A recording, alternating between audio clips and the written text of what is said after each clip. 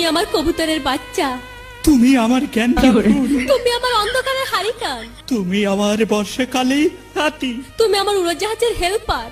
তুমি আমার হিন্দি ছবির নায়িকা। তবে এত বাধা কেন আমাদের? তুমি চাইলেই সব হবে। না, আমি চাইলে সব হবে না। ওই মাতবরের কাছে আমাদের জমি বন্ধক রয়েছে। আব্বা কথা দিয়েছে ওর সঙ্গে আমার বিয়ে দেবে, আর আমার যদি বিয়ে না হয় ওর সাথে ওই জমি জায়গা কিচ্ছু ফেরত দেবে না।